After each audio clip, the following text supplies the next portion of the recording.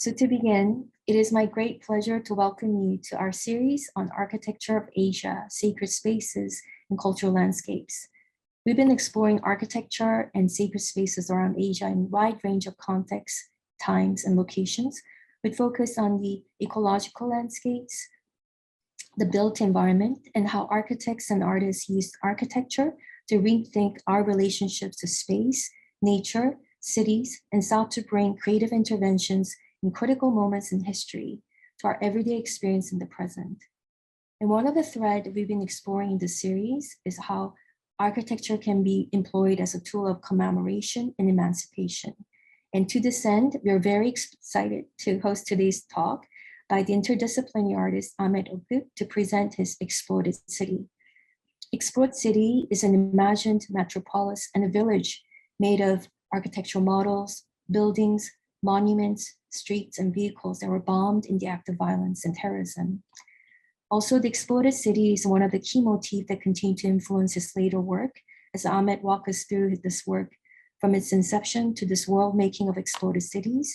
We hope that this talk will encourage you to think about our relationship to our shared histories, our personal and collective memories differently, and how it may also bring new ways of understanding our time and our cities today.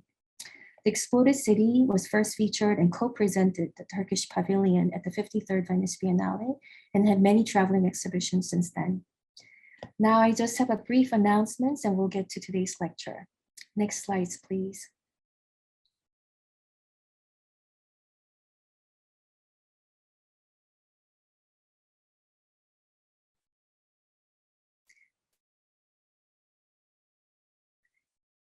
We just shared some of the slides of the exhibitions.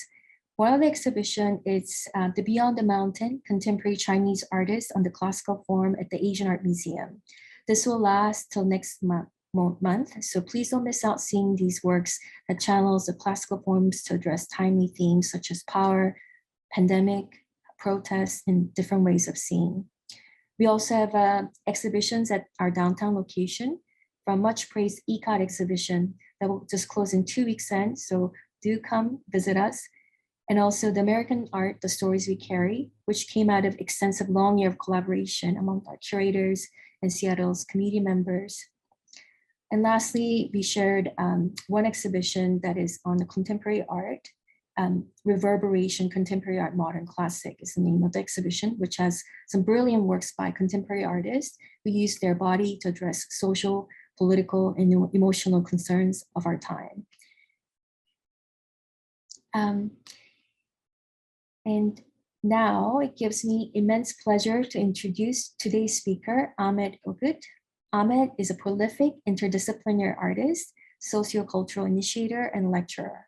He works across various media, including photography, video installations, and often uses humor and small gesture to comment on pressing social and political issues.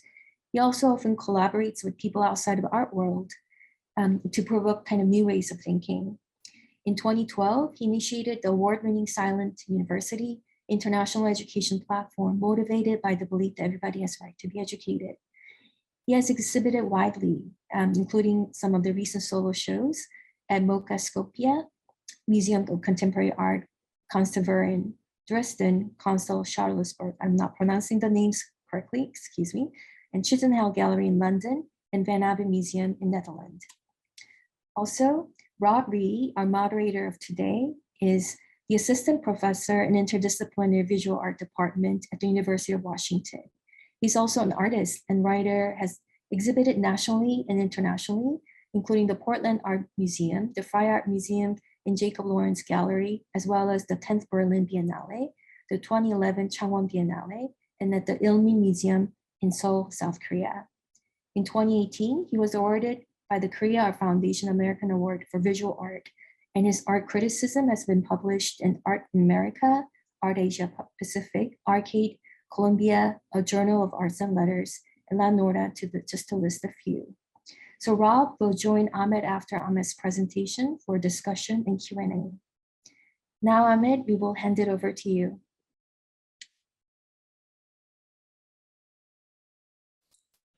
Thank you, Hale. Thank you for the invitation. I'm honored to be part of today's event and share with you some of my works, but most importantly, explore the city, which is the most exciting part, because this is one of the key works I haven't talked about quite a long time. And it's very important, actually, right now, you suggested to revisit this piece and this installation. And I'm very happy we are doing this today. I will connect it with a few other works I did later on, and then we will have the Q&A. I will share some images shortly, start showing you the images of the work and a few others. And feel free to ask questions also during the presentation. I'll be happy to answer.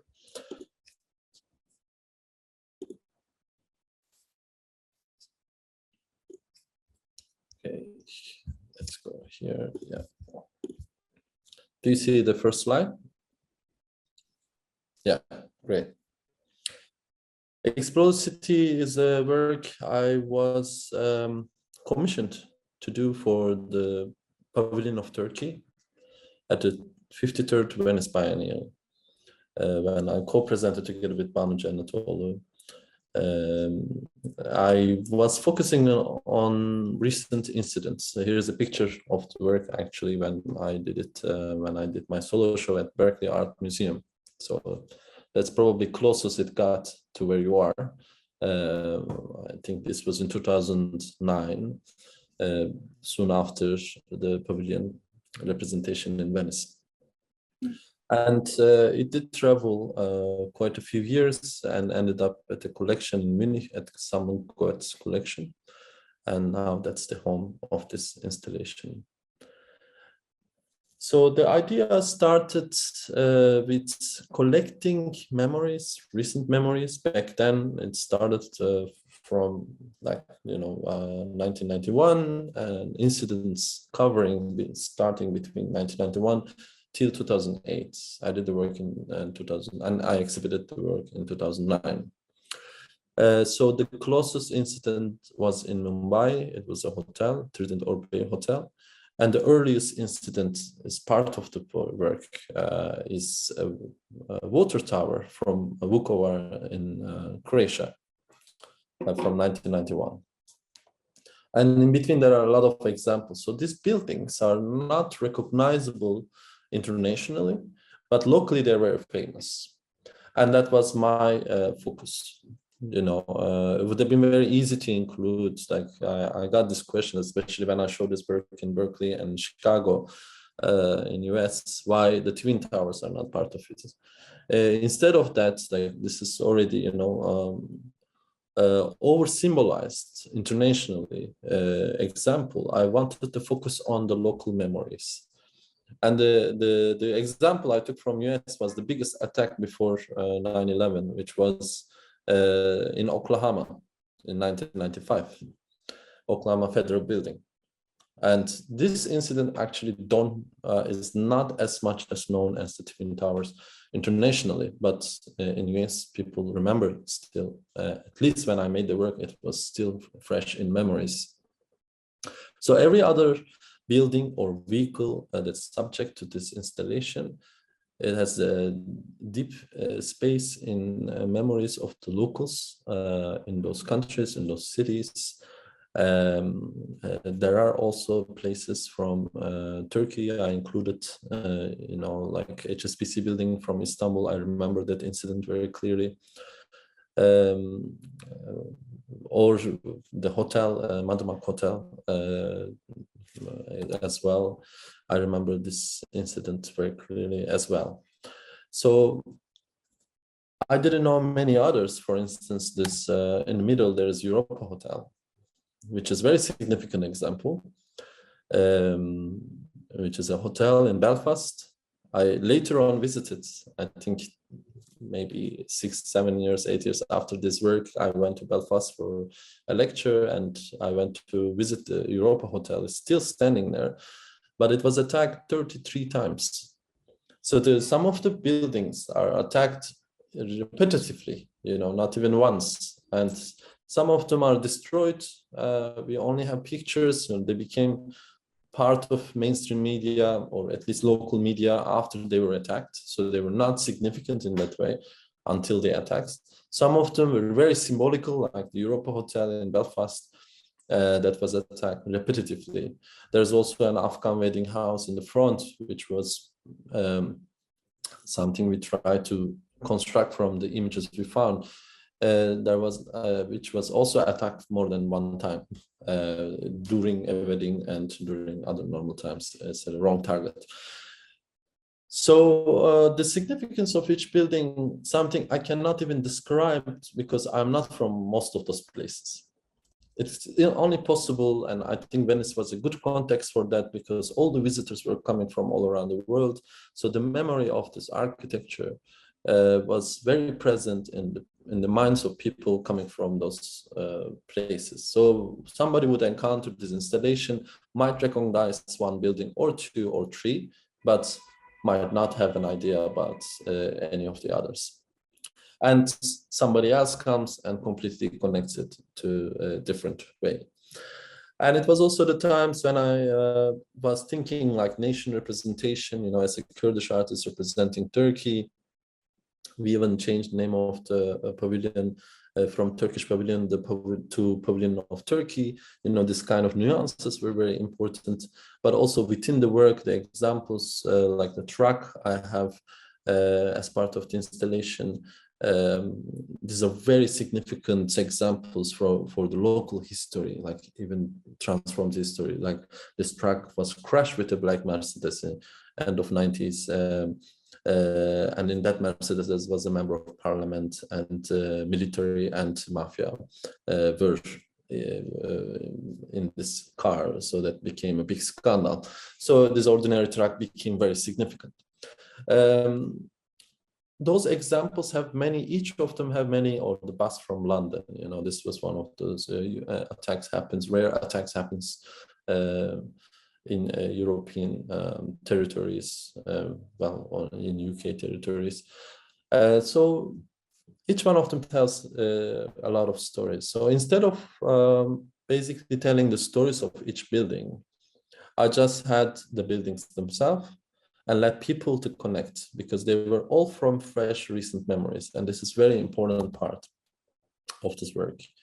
At that time, it was more fresh, so it's really important to also look back right now after, almost 15 years that I have done this work. It became more like an historical artifact compared to a contemporary piece of art, and it could have different shape if I did the work right now, or it can keep growing. But it grows in our memories because within the last 15 years, there was a lot of other incidents that could fit perfectly in this installation. So we can all imagine or construct in our memories. I wanted to tell a story through the architecture of the buildings before the incidents happened, before the moment of crisis, before the moment of violence. And this was very important because mostly these buildings they are in media only after they are attacked or they are subject to such violence and destruction or terrorism. But in people's memories, they appear how they looked like before. So the construction of the city, and the reason to call it Explore the City, the way it would exist in the memories of people. So how can we bring recent history and keep the memory alive? And through archiving, three-dimensional archiving, so that we can see this installation, a kind of three-dimensional archiving. But instead of being a dry installation, it has a text next to it. It's a poetic text. It gets inspiration from literature. It gets the inspiration from Italo Calvino and the famous book Invisible Cities. I just wanted to add one more city to this book. If Calvino was writing it as if he was writing it right now or at that moment in 2009. So the story takes the narrative as Marco Polo tells the Kublai Khan, the way Marco Polo talks about all the cities he visited during his travels, And he would describe until the very details, every details of the city. So Marco Polo in this story describes in Calvino style, in a poetic way, how the people felt or may feel in such place. You know, when you put all these significant, locally significant buildings together and create a city, and actually people happen to create everyday life within, around those places that they know incidents are not there yet, but it will happen at some point in the future. So they still wait at the bus station for the bus that they know it will be bombed or attacked. They still they still prepare for the wedding ceremony at the Afghan house. They still go to this Otessian, children still goes to that Otessian school. They know that that will be a massive, massive disaster sometime in the future. So they know the crises are something from the future, and they will definitely come. They don't know exactly when or how, and they kind of create an everyday life with this knowledge, you know, somehow built around it. So I try to portray the psychology of the people coming from all around the world, clearly in one city, meeting in one city, talking in multiple languages, you know, Urdu language, the Kurdish language, to, you know, all these languages, and trying to find a way to communicate with each other with some invented common languages and so on, or collaborate, or you know, find things that are common. So Marco Polo tours around the city and describes the city as one of those imagined cities, but we also see it, and the city only happens through the memories of the spectators and visitors. Here you can see one of the versions of the installations at one Abbemuseum in Eindhoven, which was part of my kind of early retrospective, mid-career retrospective, and the story is always on the wall. And it's very childish when you look at the, you know, at the corner you can see the library from Sarajevo, which some of the buildings that when I produced this work, I didn't see in person. I saw over the years in person. So the work became more and more part of everyday life or real life, you know, retrofuturistic way, in a way, you know, that they are still there or partly destroyed or dysfunctional, or remade, like the Mostar Bridge, you know, which was destroyed and was remade. So I saw afterwards some of those pieces of architecture, or I went to the locations at least to visit. So the work is still alive in that way. You can see here the hotel and the HSBC Bank I talked about. There is a future TV building from Beirut, which was also attacked recently back then. And I went to Beirut afterwards and went to the location also.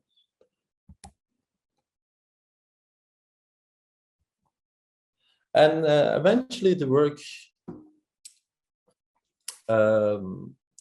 you know, there's no people in the installation. It's very childish. It's the scale-wise, and you know, it's very inviting. You go closer and closer, and people spend more and more time with the work. So even though thinking about every tragedy this places, each one of these buildings and locations and vehicles hosted, people come closer and they get more curious, and it looks like a friendly work to welcome people, or maybe a bit childish. The reason there is no people, because it only functions through the imagination and the memories, or recent memories, and of visitors. So wherever I exhibited, like either in Mexico City, or in you know, in Munich, or in Netherlands, or in Chicago, they found something else within the work, and it became you know, it was different reading for every one of each visitors. But we were in an exhibition space still. We were in a gallery space. We were in a museum hosting this piece, and there is still a long text on the wall. So the duration of looking at work like that, more or less, is not normally so much, but especially given the fact that there is a long text on the wall as well, to be someone to read 4 pages text. It was ambivalent or unclear at first, like if people will actually spend time. So I even made it more difficult in this case when I showed the piece in Village Duc Museum in Munich. I lowered the ceiling to 150 centimeters. Almost everyone had to just lower themselves, and they couldn't stand in the space. And I thought this will make them maybe spend less time with the work, but it will make them get closer to the work. And instead, actually, in this specific exhibition, people spend way more time with the work. And they sit down, they read the entire text. So I saw they are literally spending more time with the piece. And the piece always took shape through the comments and people that comes to me afterwards, and the connection they discovered, and I also kept discovering connections, because most of them, they were just architectural pieces for me. It was just a representation of a building that I never seen. But afterwards, visiting those countries and those cities, it was always at the corner of my mind that this was one of the important sites for me to go and visit, even a personal site, although it was nothing to do with my personal memory and history. So it is still this kind of history writing that, not only trying to archive places and locations that could easily disappear, in general, that in public's mind, especially internationally, but also to imagine the feeling. What if we actually knew the crises are not from the past, but yet to come? How we would build an everyday life around it. And today's world, we will talk about this later. We see a lot of examples. There's a lot to talk about, like what happened in the last 15 years. That I couldn't foresee when I was doing this project. And but all the questions became more and more relevant, and I became more and more of a witness, or sometimes a victim of this kind of crisis and incidents collectively, together with a lot of other people. From here, of course, we are talking about one of the very early key works. And my practice evolved. Sometimes this representation of archiving recent memory, recent history, and the role of memory, which I always describe at the time, memory is often comatized. So it is not sick, it's not dead, but it's comatized. It's just, we need to find a way to keep it alive somehow, And but also this keeping the artwork alive, not only in a metaphorical or philosophical way, or through the literature or poetry, but also with action. So some of the works really refer to this idea of action, potential activation during the crises that are yet to come. Inspired from recent uprisings, I did this piece, especially after witnessing Gezi uprising for 2 weeks in 2013, and also previously I happened to witness Occupy Wall Street as well, in New York. So uprising became something not from 1968 that was told in the history books that my generation didn't really witness, but it became part of everyday life. And then it kind of then continued and spread all around the world. Recently, we have many examples. And that also made me see how the positions of art spaces evolved during that time.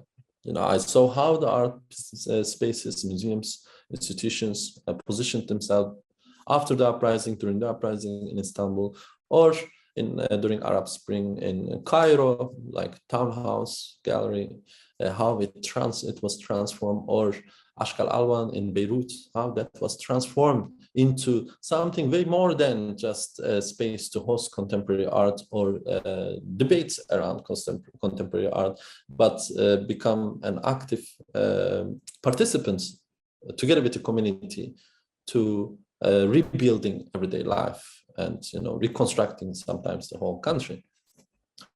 And this led me to think about, like, yes, how can we think about a crisis before they happen? So I was thinking about the subject of crisis from always, before they actually, happened a lot, from through the wars and conflicts, but also natural disasters. And there are some examples responding to the idea of a natural disaster, and responding like disasters and crises that are created by the nature or humans, and how we actually place and think about art within those moments before and after. So Bakunin's Barricade, first done in 2015, I did in Eindhoven. I really didn't think there will be a situation that so soon, I was thinking maybe in 50 years, in 100 years, that we will have to even consider activating this barricade in public space, but it was made in exhibition space in the museum with the original pieces of art from the collection of the museum.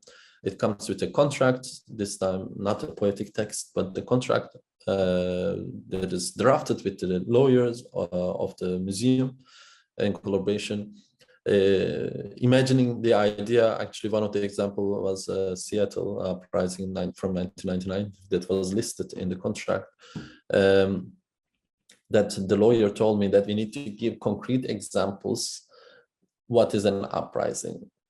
And when there is an uprising, after we define what it is, people will have right to reclaim this work if it becomes part of the collection from the museum in the future when there's an uprising.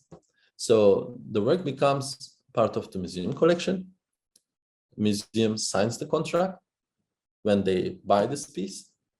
And they also, by signing this contract, they agree to borrow it back to the people in the future when there's a human rights violation or a type of uprising that's based on basic rights of every human based in that country or in that city that needs some sort of, defense, like civil disobedience.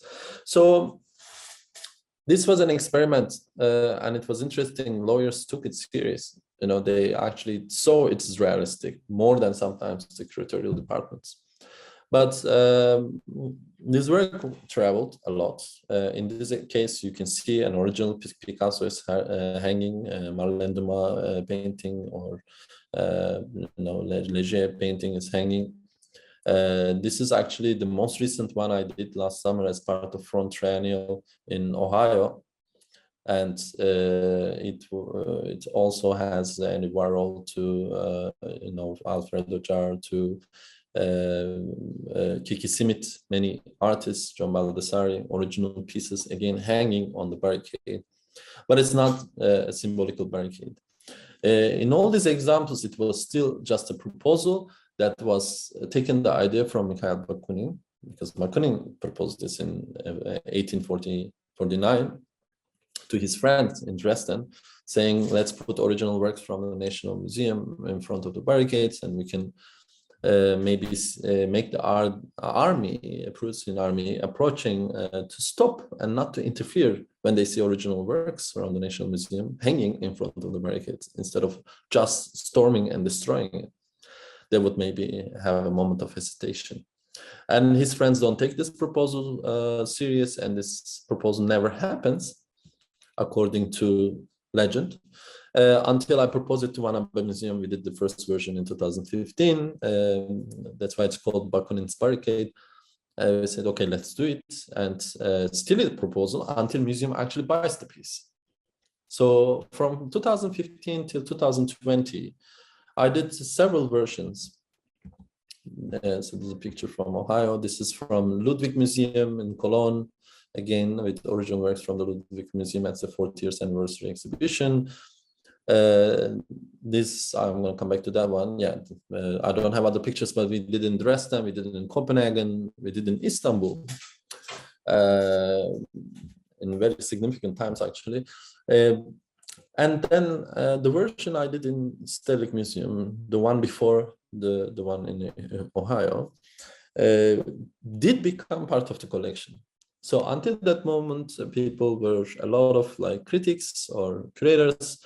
They were just thinking this is a symbolical gesture, but I always believed already in 2015, it is not a symbolical gesture. It is actually making it easy, the job for the institution. If such thing happens in the future, they already have a contract written. They already have all the parameters that are discussed with the lawyers, and every department of the museum, you know, it has to go through every like the collection department, security guards, all the workers needs to believe in it. And the only institution we were able to go that far of all the versions, not also in Ohio. We did a really great version, but it's not part of the collection there. But in Stedelijk Museum is one of the biggest public art institutions, museums in Europe and in the world, agreed to buy this piece for their collection. That means they agreed with the conditions. The conditions are like, really, if in the future I give the whole permission for my part, which is the barricade, to people which, if the conditions are fitting to contract, if there is such uprising, they're allowed to loan this piece back to the streets and really make a barricade with it. And all the other paintings, original paintings, which you can see, there's some $1 million euros pieces here, Katakowicz and Malevich, huge insurance value these pieces have, that are part of the museum's collection, not directly part of my work, which I can include in my work, or other artworks that they have to negotiate with the public when such request comes. Not only they have to give my part, but they also have to negotiate giving the original pieces, which is still, the museum agree with that. So they cannot just say, no, we cannot give insurance value, this and that. They have to explain the public why they don't want to give the barricade at all. So the penalty is they have to make public statements in case they don't want to give the work. They have to publicly declare that according to their code of ethics, they don't want to give this piece, and they have to explain. So it really corners the museum in a situation, radical situation like that, if that happens in the future, to explain why they don't want to activate this piece. And it's not in my hands anymore. So it's this debate. Already exhibiting such work creates huge debate. There was already the journalists and public members of public discussing if this is realistic or not, and so on. It brings in such a debate the multiple other emergency functions of museums and how the artworks protected. And if you think of Stedelijk Museum, they actually protected a lot of artworks during the World War II in caves, in order not to have any possibility to those European heritage artworks to be destroyed during a war. So they hide them in caves in Maastricht. And there's also a nice and beautiful book about that. So it's a museum. Also in the 80s, the director, actually current director, witnessed army going down the street in Amsterdam against the squatters who made barricades just around the corner of the museum. So museum did exist that time. So these things are not just fantasies or fictions, or I'm just into crisis or something, but it is the reality. It's part of the reality. And we just don't have to wait until it happens that we think, oh, it's actually real. You know, everything, all those recent situations, they were so fictional, incredibly fictional. When you think about the pandemic, for instance, one of the other kind of crisis, you know, we saw how fictional things can be in such large scale and affecting all of our everyday lives, you know. So everyone had to come up with alternative methodologies of producing art, sharing art or culture, or going to work or not going to work or schooling, you know, so everything had to be invented, but we were not prepared generally for those. Going back to examples, they're similar to Explore City and kind of inspired from that trajectory. Pleasure places of all kinds is another work that's growing constantly. So I made 5 different so far of the sculptures. They're each real cases of individuals resisting big corporations and states buying the entire neighborhood, but one owner of one house refuses that. So a lot of examples exist in China, but I felt more connected to this story when there was one in my former neighborhood happened in Istanbul. And when that happened in Istanbul, one of the buildings was an example. People somehow, you know, like feel more connected. So I felt more connected. I knew the examples in China. They look visually incredible, like this lone house in the middle of like construction site. And one of the famous examples is actually also from Seattle, where there was a Pixar animation that was made about it. So nail house is this kind of like individual resistance phenomena. This is the one example from Zurich. This is the Istanbul example, Fikirtepe neighborhood, from Fikirtepe neighborhood. So the person insists to stay even there is no more electricity or water collection. In this house, probably like 2-3 years, the owner continued to live in the house and under those conditions and negotiated the deal with the corporation and the government. And it became a symbol of resistance. These are like modular sculptures. They actually grow and they can be alone and together. They're right now in Bremen at the show, at an exhibition. So people usually appears in the works the main reason of activation of those works. You know, the audience is not just someone seeing things, but activating or performing even. They become performance even. So this is one of the recent works, remembering the ceiling that was so low with the Explode City. In this case, people have to jump to see the artworks from the collection in their eye level. So it's called Jump Up. I have done it in Bangladesh, in Dhaka, most recently I was in Athens, and I did in Berlin and Skopje. First one was in Skopje. And Skopje is an interesting example because this work was inspired from the museum itself, which was the most ideal Yugoslav museum back then of a country that doesn't exist anymore. And they had an earthquake in the 60s. And after that earthquake, this building was gifted by Polish architects, and also Japanese architects came and reconstructed the entire Skopje, but they couldn't finish because they ran out of budget. But you can see those incredible buildings still there, modernist architecture made by Japanese architects. And a Polish architect did the museum. It's on top of a hill. It's quite impressive. But it was designed for Yugoslavia, and the country did disappear and end up as this very fresh new country that is still just named as North Macedonia. There, the museum has incredible collection because right after the earthquake, a lot of artists, including David Hockney, and a lot of Brazilian artists, like very unexpected names, donated artworks to the collection of this museum for solidarity. So they have this huge solidarity collection. It's very incredible, but in very tough conditions with very few workers at the museum. So the budget is very small and so on. So I was thinking how to refer this such a tragedy, which was the earthquake, and for sure people are still traumatized from the memory of that, into this moving unstable ground, into something that can add a form of humor, a kind of humor, So this work has that kind of background when I was thinking, at least in the thinking process, a past crisis.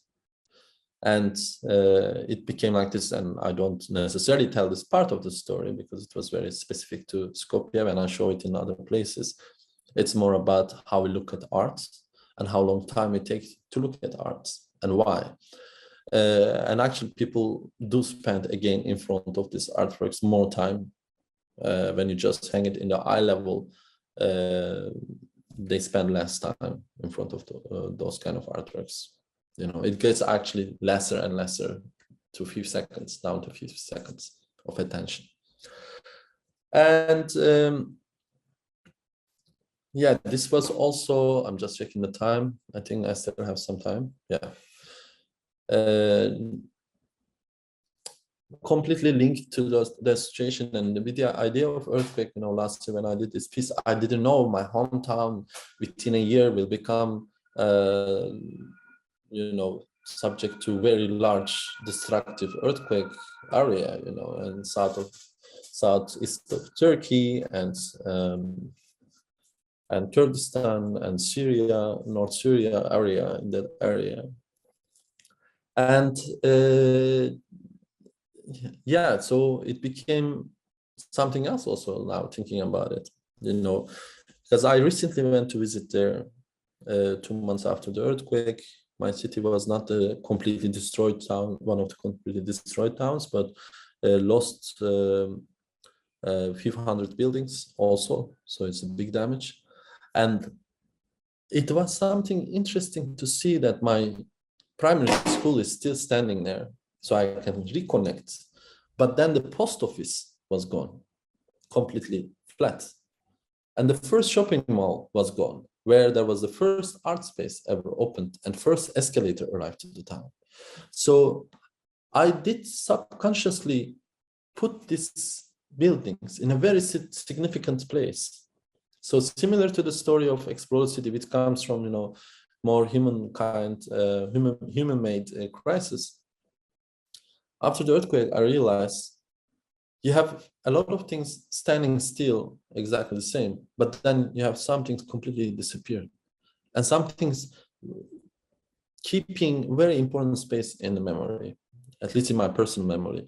But not only in my personal memory, everybody else kind of traumatized from this disappearance, sudden disappearance of a couple of spaces like that. So because the city and the past, everything is kind of interconnected.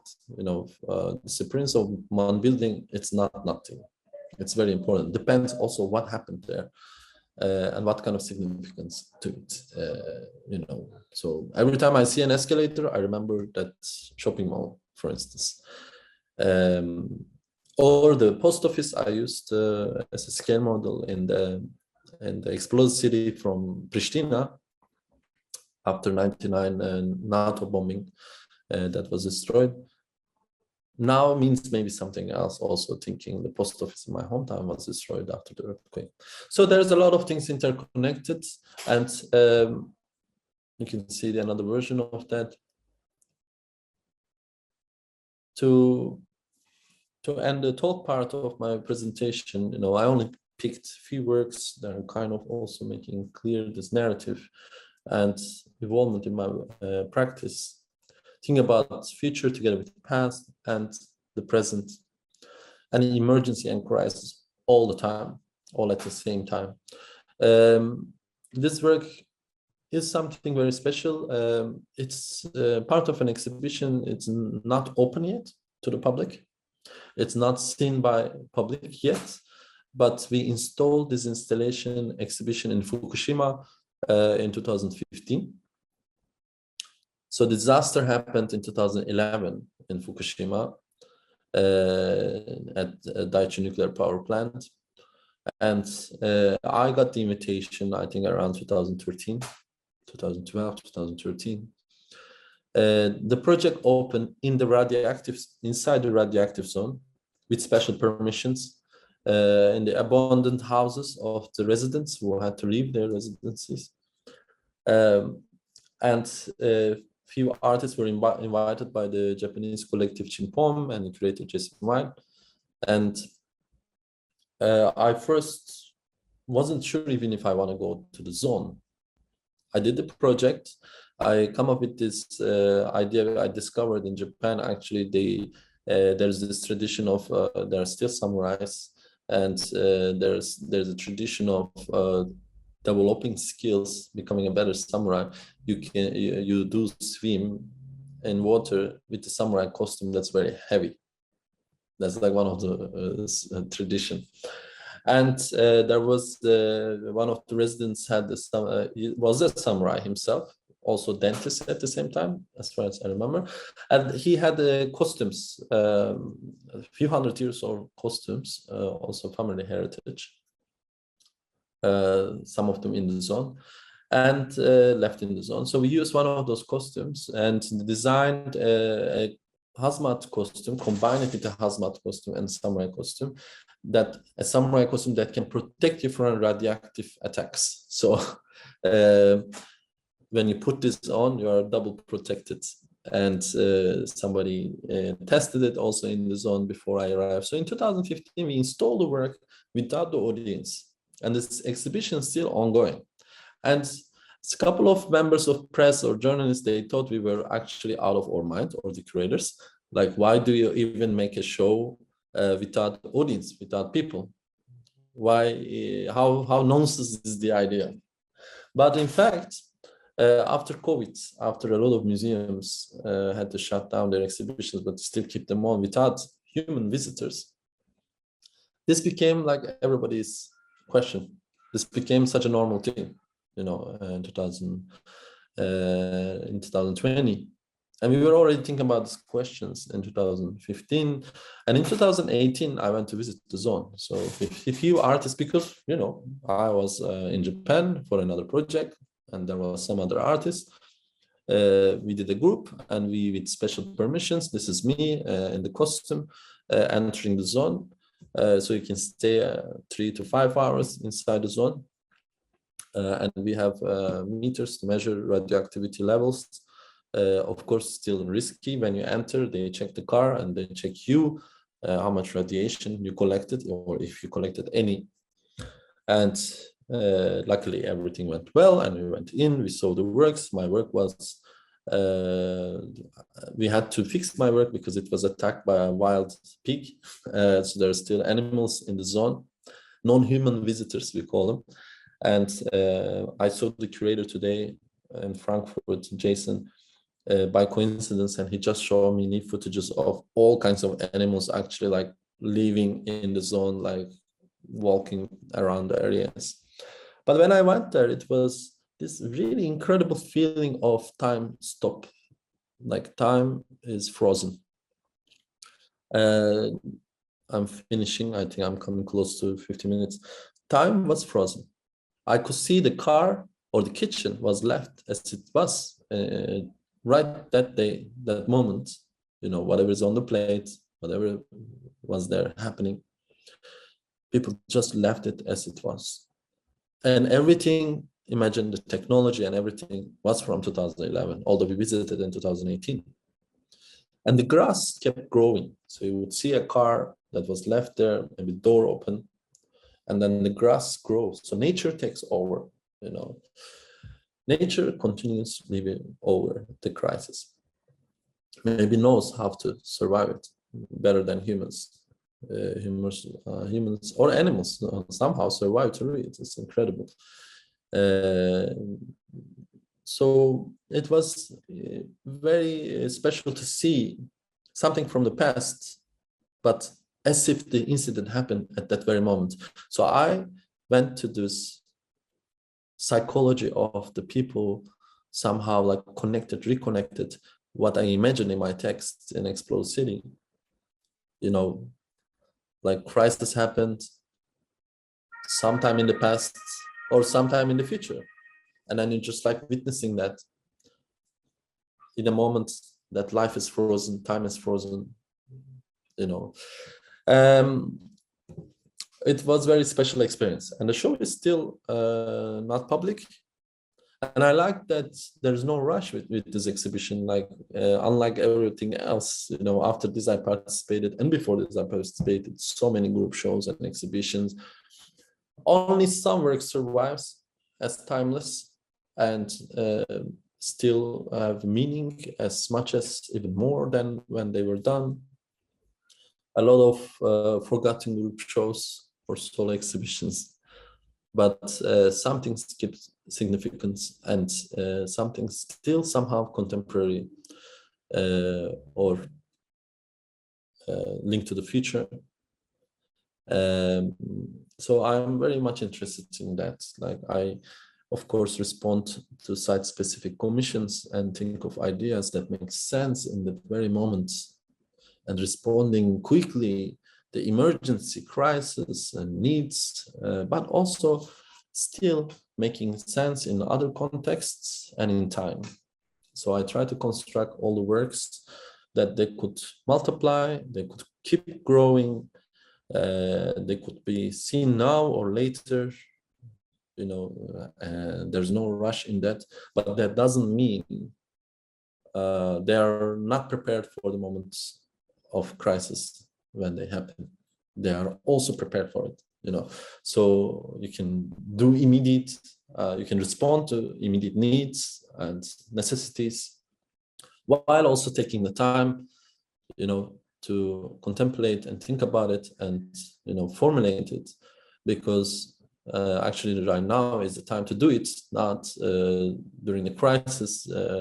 It's harder to do it, you know, when you want to be responsive and effective and meaningful at that moment as well. So I try to think together with the institutions, and also I try to think through my independent art projects and pieces, all these questions, and I think it should be also a concern of institutions. And it became more and more a topic after pandemic, global pandemic. Finally, institutions realize, okay, they need to have not only the fixed agenda, pre-planned programming, but also have to respond to different conditions, unexpected things, and crises, and, you know, disasters, and so on. So I feel like hopefully we are learning from all these recent experiences, and it's not just like a marginal artistic practice, but it's an institutional, and anyway, people know how to respond to it most of the time better than institutions when such disasters happen. They know how to get organized, especially in certain parts of the world. They are used to crisis. They know how to get organized quickly and respond and save lives, and, you know, keep the motivation high, and try to build a kind of everyday life that makes sense. Okay, I think now we can move on to the next chapter.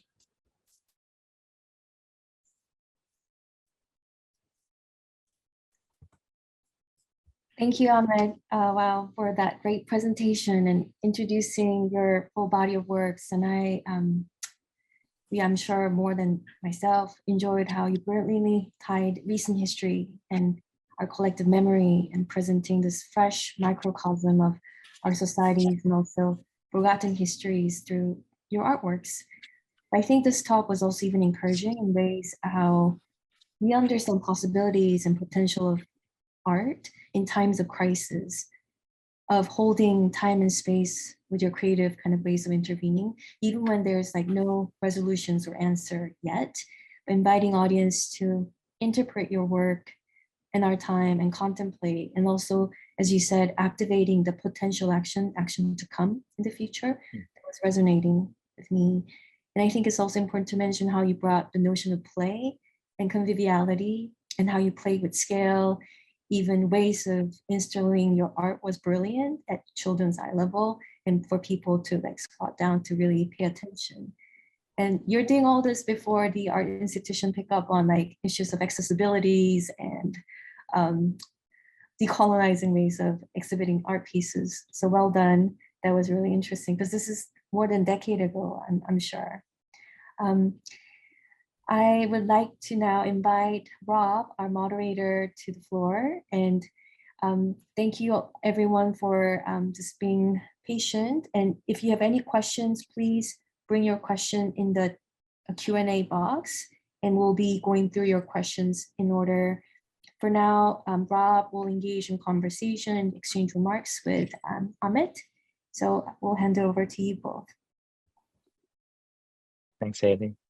And thanks, Annette, for that talk. I took a lot of notes, and I'm trying to sort of like navigate through like all the ideas and just like all the ways in which you approach your practice. I was thinking maybe we start because even within Exploded City, there's so much within the project. There's so much within the way it changed in the installations. And then if you zoom out, as you have such a knack for, the way that those changes in the installation really speak to what the act of looking at art is or does or requires. Is it a given that something happens? How do we know? How does the artist make something happen or create the conditions for something to happen? So like maybe the first way into that is, I know that's something we talked about in preparation for this conversation, was what it feels like to return to this work, 10 years later or something. Like how does it feel for the piece to no longer be about recent memories and more to kind of play in that archival zone within the for you? I mean, it's very intuitively done. So when I have done Exploded City, I haven't done any of those works I just showed you. So now it is more relevant, it makes more sense. I know why, I can explain it easily. But back then, I knew it needed to be done, but it was slightly different than my previous works because I had more intervention, like I didn't have that many site-specific works. Also, I had more intervention, like a lot of humor-based works, and this was the first work that was like completely starts with tragedy. Like, how can I deal with completely, like in other works that I had somehow always the humor was the first thing to start with, and the rest would come. And this was the first short-term research project, and then I had long-term, and I also had lifetime projects afterwards. In 2011-12 with the foundation of Silent University, which is still ongoing. So I had to learn, within the art system, not everything is designed to think over a couple of years. Like a lot of art projects that are designed and funded, institutions also support those projects only based on limited time. So you get a 3 months residency, maybe you do a project with it, or 6 months, or the more significant examples goes to 2 years. An artist is invited by an institution to do a community project or a school or something like that, and the max it goes to 5 years. If you look at every example, it's limited in time because it is it's not of the interest, because also people for running the institutions are mostly there for a specific duration of time. So artists lose the interest with the project. Maybe the curator wants to start a new journey. Maybe the director wants to move on to a new institution. How can we construct when everything is so based on this temporary commitments? How can we construct sometimes longer term ideas? And this was like the very first work, Explode City, that I had to take that time. I had to make that research and also challenge the idea of, when you work with such topic, how can you connect it with humor without making fun of any of this? Because you cannot make fun of any of these things. So I have to put myself in the position of never top down, but the horizontal position of the spectator, anyone who happened to have, a very maybe personal trauma linked to one of those places. Like, I should be able to stand by the work, you know. So this was also the first time I used literature and poetry, like this kind of text, fictive text based on real story, real factual information, basically. It was the first time to do that exercise as well, you know. And I'm glad that if I did it now, I would still construct it as an idea and conceptual idea in the same exact way. I wouldn't do it differently. After all the different experiences and examples I showed you, I mean, I have done way more works and way more experiences with very different kind of institutions. And I have dealt with a lot of different crises during those collaborations. You know, I went through the also in Christchurch, the earthquake disaster, when I was doing the work there in public space, then suddenly public space was not there anymore. You know, I did the show during military coup d'etat in Istanbul with the barricade. It just opened a day before the coup d'etat, you know. So I didn't know, but I had to, you know, deal with also, like during COVID, how to continue the production and producing art and still being able to share it with, you know, deal with crisis. Like if you want to do a live performance, how to turn into an essay documentary, you know. So a lot of challenges happened. And I did not know any of this crisis coming, but I was, in my way of thinking, conceptual thinking, I was ready to respond to it from the perspective of people, you know, not top down, but horizontal perspective of also reconstruction of everyday life. Because I think thinking of, for instance, the country where I come from, the last 10 years is quite unstable, you know, so realizing that before that we had actually more stable times, but when I was in those times, I didn't think it was stable, you know, so everything we have this now witness after, you know, military coup d'etat, uprising, and earthquake, disaster, and all kinds of, and then pandemic, like all kinds of disaster you pack in one package in 10 years, that this is your package to deal with. Beside me trying to deal with all the other site-specific issues of the works I had to do in other places, I think this intuitive thinking, the urge of really catching something like that at that moment, like I was like, please invite me to a place there's no crisis, like telling, you know, manifesting that, and then I get invited to go to, you know, Tulum, Mexico for residency to do an easygoing work. And then 3 days before, around 150 police arrested because they refused to collaborate with cartels. And I ended up making a work about that, you know. So it was still including humor in that, which was like such a challenging task. And we managed, because it was very dangerous to do that work. And my whole idea was to actually go there to take a break and make some easygoing. But I can't go there and ignore something like that happening just days before, which I did not know coming. So it's because I'm ready to respond to situations like that. Also, you know, I am a type of artist, can replace an artist who was supposed to do a show and it was canceled last minute. And then, of course, call me and I just create a giant exhibition in no time, you know. I use those moments to construct my practice also, you know. It was maybe complete incident or accidents, but prepared every moment, you know, prepared to give a talk every moment, prepared to have ideas in my pocket when the opportunity comes. I don't have to be afraid of it or, you know, postpone it to another time, and I will be maybe more in trouble with other things. So I have developed all these additional skills in order to be able to operate as an artist, as an independent, precarious, autonomous artist within the institutional structures, academic structures, in and out all the time, over 20 years now. I see some questions coming up in the Q&A, and I want to get to them. but it made me, your conversation, what you're saying, it made me think of this text that a colleague of mine, Jasmine Mahmoud, at UW in the theater performance department brought me to. It's called Archive and Repertoire by Diana Taylor.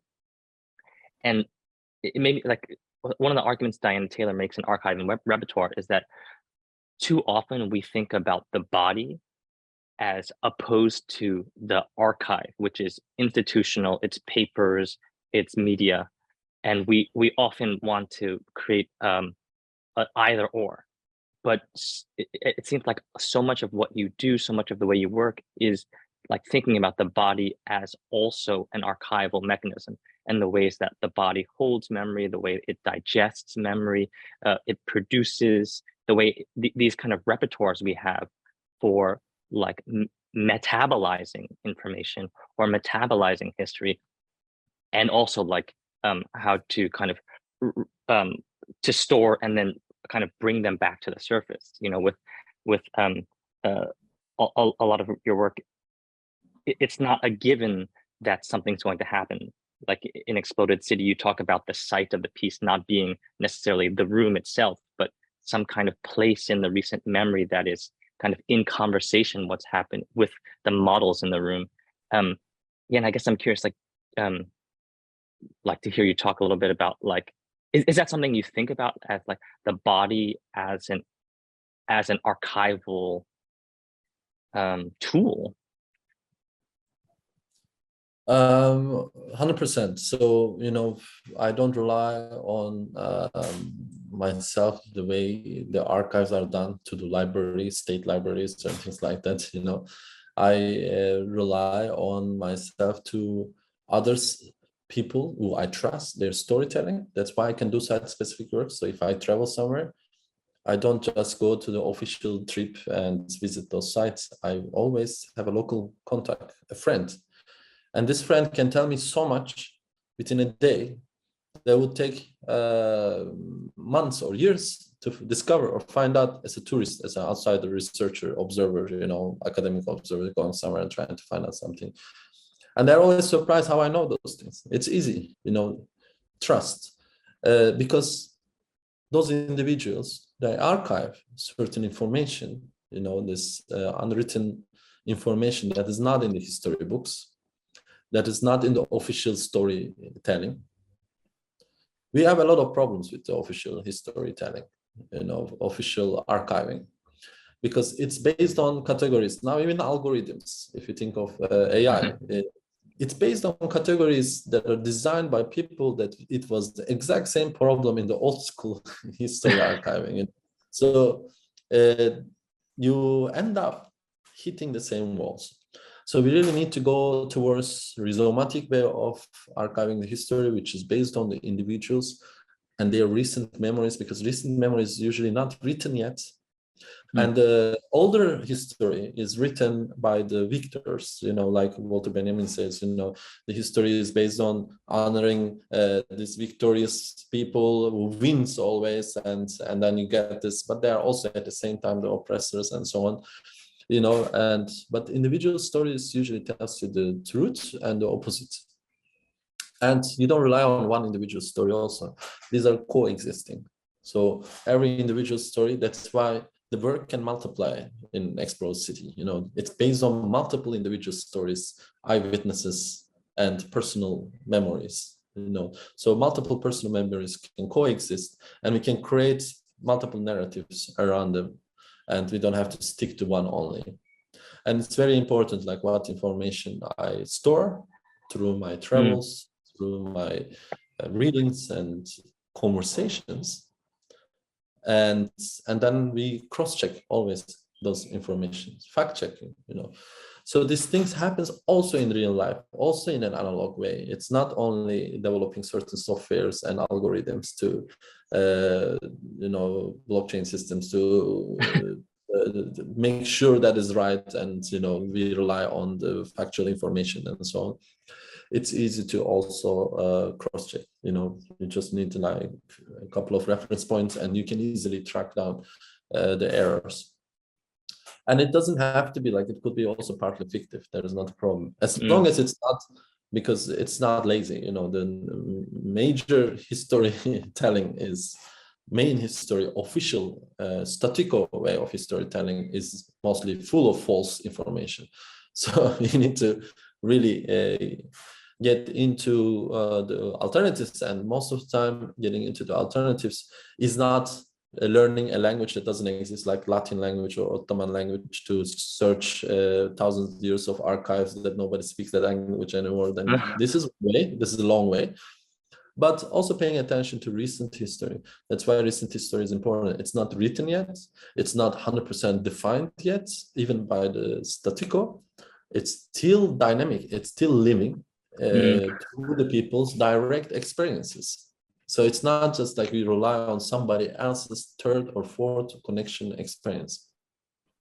You know, and it travels that way. I come from verbal cultures. Like Kurdish history was not written, because it was illegal or it was, you know, not possible.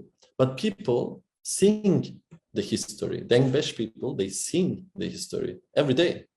You go to Dengbesh house, and this wise, older man and woman, and, you know, they sing the history. And they transfer the knowledge like that. So this history is impossible to erase.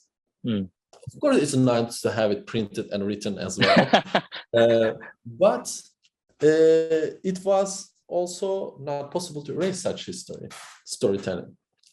You know, so it's very important. This is how I literally produce site-specific work in countries that I never been before, or cities I never been before, and I have like 2-3 days to make it, and end up doing a work that is so relevant for the locals. You know, and not only for me from my outsider perspective, or, you know, whatever. Like it's not meaningful that way.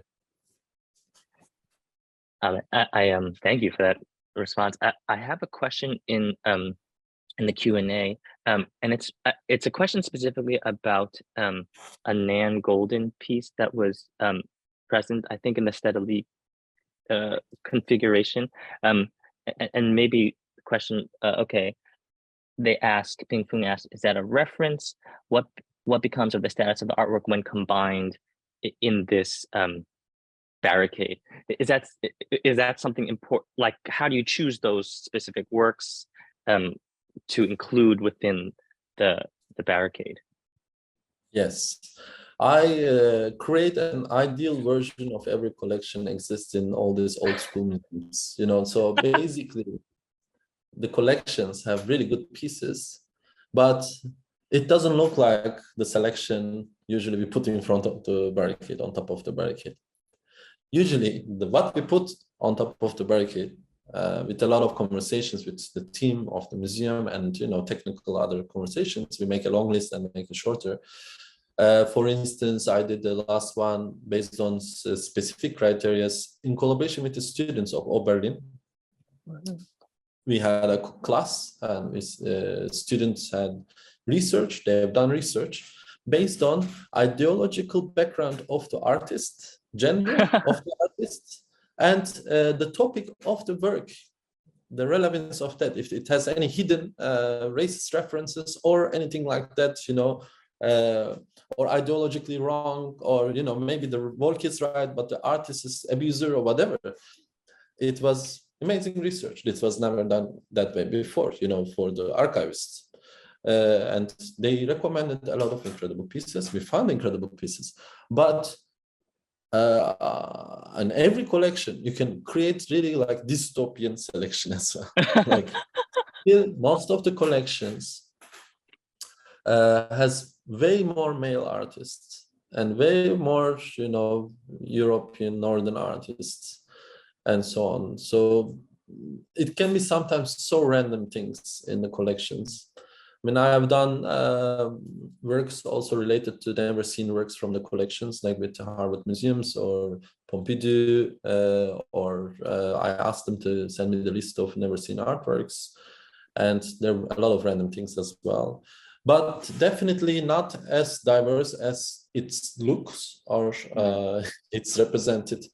And it's kind of like a message to institutions, because they're working on that. because the decisions were taken by former directors with the vision of their times, those times. And if it's a European museum, let's say, like, it's also from the times when there was a lot of unacceptable things were like seen normative, you know, like displaying people in cages and taking photos of that in the center of Amsterdam. You know, this is insane right now. And others go visit like it's a zoo. You know, this is insane. But there are these artifacts, and that was stored and collected in museums, in different museums. This was another museum, for instance. I saw such things. That's incredible. What do you do with those things? Or like other things? Maybe I don't want to go deeper into that. It's not the fault of the current museum staff and so on. It's the history, wrongdoings of the history. And we still have chance, you know, a random artist like me comes and we just make an ideal version. Hopefully, you know, this becomes an institutional, more and more institutional thing, and feedback version, and rethinking existing collections, and really making it more diverse, more ethical, and, you know, and so on. So it's very, very important. It's really like so hard time for me to find women artists in collections. It's such a hard thing. It shouldn't be so hard, you know, or people of color, BIPOC artists, queer artists, you know, it shouldn't be so hard. You know, it should be like tons of options to choose from. So you also see that, like, when a collection starts taking the right directions, it becomes easier. Sometimes it's harder, but of course, it's important to show that it's possible for the future decisions as well. So Nan Goldin's piece specifically was there. It's a very violent image, very personal image. In that version, we also had Marlene Dumas' painting next to as well, also violent portraits, and because we know these barricades are violent, you know, like it's uprisings are violent, and we decided not only pick those women artists, but also those particular works that are quite known as well, not always like quite cheerful, like, you know, things. We choose that, and it worked quite well. You know, it was from the perspective of audience, it didn't make them feel more, I don't know, distance from the work. So it's actually, they felt the necessity as well. So we don't only represent a tragedy, you know, it's also funny to have a Malevich right next to it, next to a broken window that looks exactly like the painting almost. And, you know, one is so expensive, the other one is just a trash. Or next to Kat Kollwitz, you know, which just portrays so well the drama of the war times. So I think it's important. This is how art is, you know. It is not only what is being portrayed, but also what it did heal. Like in terms of, for instance, what Goldin piece did. It is a healing piece, not only portraying the violence. And Barricade itself is a healing piece. Not only just like invitation for violence to destroy those artworks, it's actually the opposite. It's a healing piece. Ahmet, I'm going to chime in just a little bit, just to say thank you for that brilliant answer. The question was actually brought up by our own curator, who curated Beyond the Mountain, came the questioner who asked this question. And the exhibition is all about thinking historically in the present moment, and it deals with the side of protest and using different mediums and power play, and so it's quite relevant to your work and what you're bringing up. I just wanted to also don't leave some brilliant question that was brought up earlier. So thank you, Jennifer, for that really amazing question. Fascinated by the creative means of collective healing, which you're kind of getting into this. Did you notice from the viewers of this catharsis? Oh, sorry, I was trying to read the question. I hope you got a chance to see the question. Let's see. I can see it here and answered. Did you notice from participant viewers that actual catharsis, like like, is that something that you experience as the artist of the work? Cathartic moments, maybe. I think the question is in relation to exploded city, sorry. I'm not sure if I understand. If I witness cathartic moments myself. Yes. Or I think in connection to exploded city. Yeah, one of the incidents, if I was close to the bank attack, I was in town when it happened. I was in different neighborhoods, but I was able to see when it was, very much destroyed. I was able to see right after when I went past by. I witnessed a lot of things which I did not want to witness. Like, these things, not only stories. Like I witnessed when the most important historical train station was burning. I was just happened to be in ferry passing by, so I filmed it. How would I know it? It burns only every 100 years. So I witnessed the second time it was on fire. I'm glad I also didn't witness certain things. Like I could have witnessed earthquake a couple of times. I'm glad I didn't witness that. It happened in my hometown or in New Zealand. When I was prepared to go there, it happened 5 days before. So I could have easily be there installing my work, and the earthquake happens. And 6 months later, I was going there again a few days before the second big earthquake happened. So twice I could have witnessed it, or the one that is expected in Istanbul since 1999 earthquake. I live in Istanbul part of the time. So it's always there, soon after 99 earthquake, which art world responded much better and sensitive way compared to this current earthquake. Actually, there was, I found it very insensitive actually how the artwork responded to it.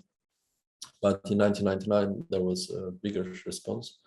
Immediate response. People expect, it was in the news and they know it's coming. They don't know if it's in 6 months or 1 year. And, the city doesn't have the capacity. It's not constructed in a way to handle. It's not like in Japan, they learn from the disasters and they create such buildings that could live through these earthquakes and so on, the architecture. But when there's corruption, like in Mexico, that's why my Mexican friends understand very well how the impact of such earthquake in countries like that, where there's a lot of corruption in building making, or people do really silly stuff. They just cut off whatever holds the building to make a swimming pool or whatever. Like they do insane things, not thinking the destruction that might come with it. So it's a different situation than when somebody or some country that's being prepared for such disasters. So I think I lived and come from a country there has been constant civil war, and I witnessed uprising directly, military coup d'etat directly. It felt like some unknown force attacking. I definitely witness all those things that one should not witness. Even though now I live in Europe and I couldn't live here full time, I always told my European friends as well, don't see the disaster. It comes from always from third world countries or global south or somewhere else. You just had a war, less than 100 years ago, and people of Europe were the refuge, they were they were the refugees, they were trying to get out of Europe. So I find it very banal when somebody says, oh, you do these works in the safe museums in Europe and blah, blah, this kind of arguments, very childish.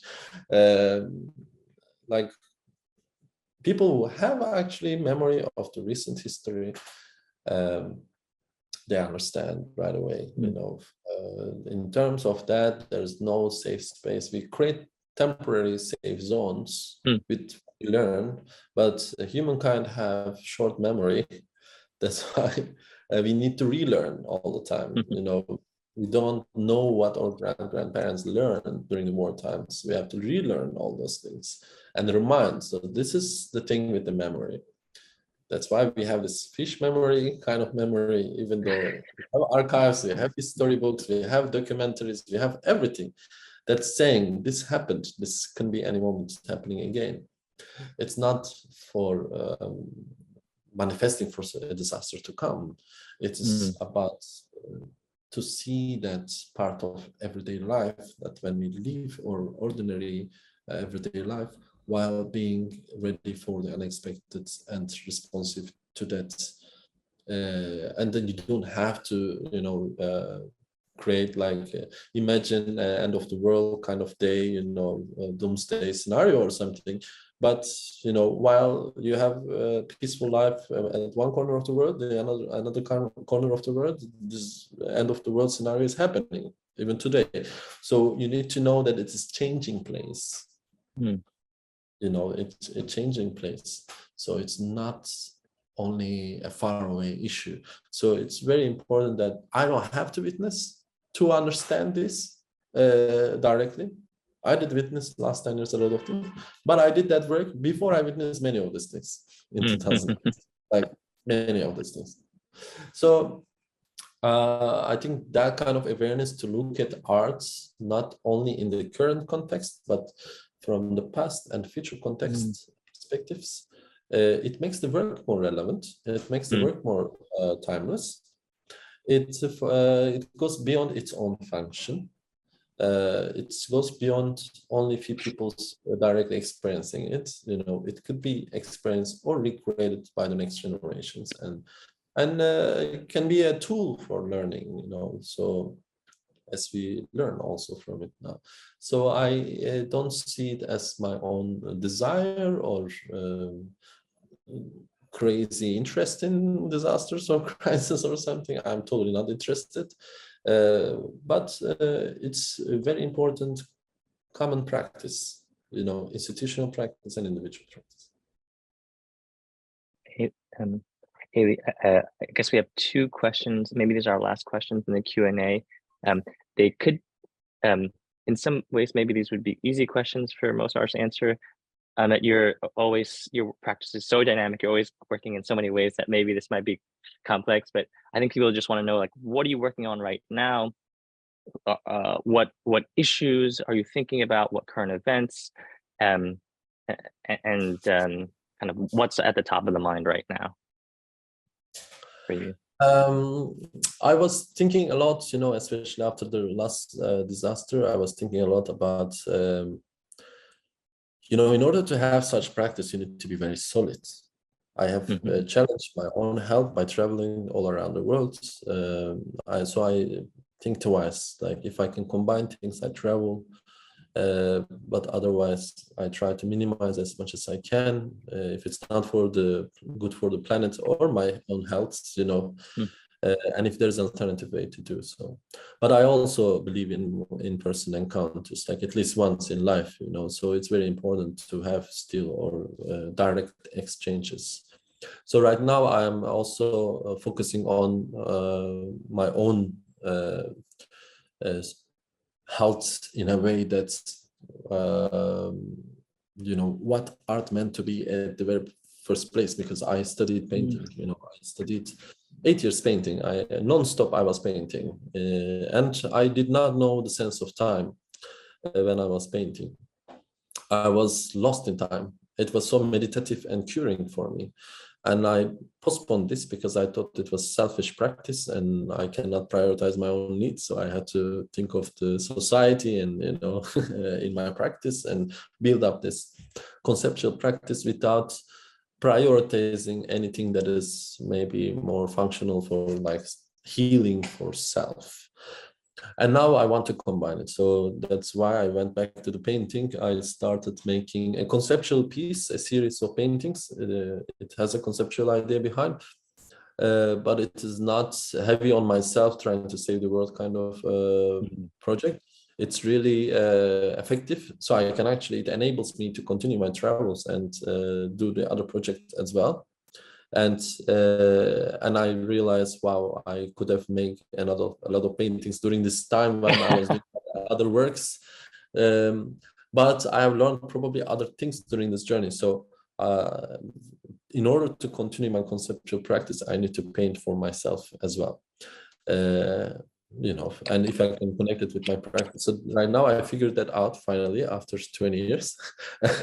I did not rush for this because I did not want to do it as a selfish practice. So now it's right where I want it to be. So this is one thing that is not a commission, that is not for a specific exhibition. It's really have the specific function to, finally I realized over the years, first I had a camera, I had I had a photo camera, video camera, laptop, desktop computer. I had many tools. I had printer, scanner. Now I only use this little mobile phone. I can do everything literally with it, install solo shows with it even. And I realize I just spend too much time with it. When I paint, I don't remember the sense of time. So I just don't check my phone, you know. So even when I watch something, I check my phone because I might have to send an email emergency or do something, you know. So I realized that's the only activity that makes me lose the sense of time, which is good sometimes, and disconnect from really focusing on one device, you know. So it's very important, I think, to reconnect with making things, because I started art with making things. I really love thinking with ideas and making ideas happen beyond my own needs and so on. Of course, this is still very significant and important, but also it's important to remember, because now the times are evolving and tools are changing. I think it's important to keep it as rich as possible and as touchable as possible, you know, and legitimate as possible. So I think this self process as well is absolutely needed if I want to be useful more in my overall practice, together with the others, you know. I want to say, as an artist, something that I find just like I really appreciate about you is like your capacity for conjunction. Like you put this idea and seemingly this contradictory idea together, this also this and then this.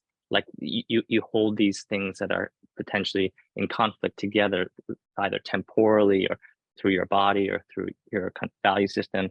And I wanted to come back to something you had written that really kind of stuck with me, which is like it was in an interview you gave for free. It says, you asked this question, where does an artwork and the role of an artist begin and end?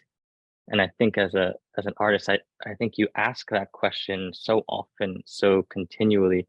And I really appreciate the kind of insistence you give to that question. It's